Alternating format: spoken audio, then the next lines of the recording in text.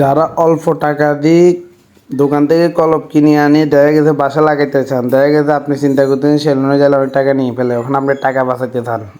আমার টাকা কীভাবে বাঁচাবেন?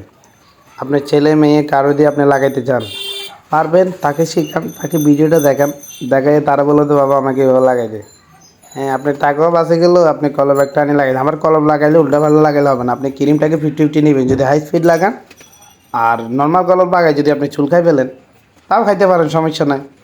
হ্যাঁ, তবে আমার একটা কথাই বলবো আপনাদেরকে, আপনারা হাই স্পিড কলম লাগান। কীভাবে আমি ব্যারেজ দিই মেশিন করে লাগাচ্ছি কলমটা দেখুন।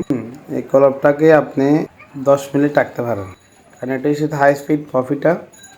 তারপরে একটা হাই স্পিডে ধরতে পারেন, এটাও মোটামুটি খারাপ না, ভালোই চলে।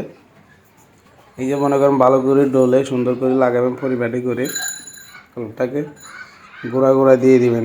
ব্যারেজ আর চিরুনি একসাথে চালাবেন না, অনেকে আছে ব্যারেজ চিরুনি একসাথে চালায়, ভাবে যে কলম বেশি লাগে, আসলে না। আপনি যখন গোড়া গোড়া যখন ভালো করে ব্যারেজ দিয়ে ভিতরে ভিতরে ঢুকাই দিবেন, কলমটা এমনিতে ধরে যাবে।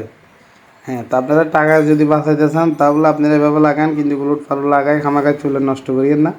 আর ভালো কোম্পানির ব্র্যান্ডের যেমন হাই স্পিড, বেগান, হ্যাঁ, সুপার স্পিড, গার্নিয়ার, স্মল যারা আছে, বডে স্মার্ট বেস, এগুলো করবেন, ধরা খাবেন। এয়ারকোট মেয়ারকোট এগুলো করবেন, অলপ তো ধরবে না, বরং আপনার চুল যেগুলো সাদা সেগুলো পুরো নষ্ট হয়ে যাবে, কালাগুলোও নষ্ট হয়ে যাবে সাদার সাথে, মানে আরও জ্বলে যাবে আর কি। তো এই ভুলটা করা যাবে না, এই জিনিসটাকে মাথায় রেখে আপনারা কলপটা লাগাবেন।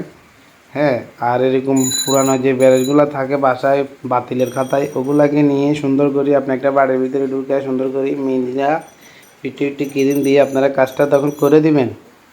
আপনি নিজেও টাকা থেকে বাঁচে গেলেন। হ্যাঁ, ওই টাকা জমায় মনে করেন আপনি বিল্ডিং আরেকটা চাইলে করতে পারেন, কোনো সমস্যা নাই। কিন্তু আমি আপনাদেরকে যেভাবে বলতেছি ওভাবে যদি করেন তাহলে আপনি শিখে সুন্দর করে গেলেন। খামাখা আমি আপনাদেরকে ওই মিথ্যতা বলতে পারি না, আমার কাস্টমার অভাব নাই, আপনারা আমার কাস্টমার কমে ফেলেন বাসা করে সমস্যা নাই। কারণ মানুষের অভাব নাই, আমি যে জায়গায় থাকি পুরো পাতাঙ্গা এরিয়ার ভিতরে মানুষের অভাব নাই। তো ওখানে মানুষ আর মানুষ। হ্যাঁ, পাতাঙ্গা সি বিচ হইতে শুরু করে বন্দর ফেরিবোট হইতে শুরু করে এখানে আপনি এয়ারপোর্ট হইতে শুরু করে চট্টগ্রামের ভিতরে বাংলাদেশের 64 জেলার মানুষ নাই, এরকম কোনো মানুষ নেই। হ্যাঁ, বাংলাদেশ 64 জেলা থাকলে 64 জেলার মানুষ আমাদের পাতাঙ্গার ভিতরে আছে। হ্যাঁ, পাতাঙ্গার ভিতরে কী নাই, সব কিছু আছে। এই জায়গায় কাস্টমার আবার অভাব থাকে। এখানে নিত্য নতুন মানুষ একের পর এক যায়, একের পর এক আসে, নতুন ফার্মেট হয়, আবার নতুন একটা আসে। নো টেনশন, কোনো টেনশন না, চিল। হ্যাঁ, আপনারাও লাগান, কিনে কিনে আমার কাস্টমার কমে যাক, সমস্যা নাই। আপনাদেরকে আমি কাজ শিখিয়ে যাব, আপনারা বাসায় বিদায় যারা যেখানে থাকেন কাজ করি লাগাই, আপনি চিল হয়ে যান, ফাঙ্ক হয়ে যান, যাই প্রেমিকা আরেকটা পাঠিয়ে ফেলেন, যান।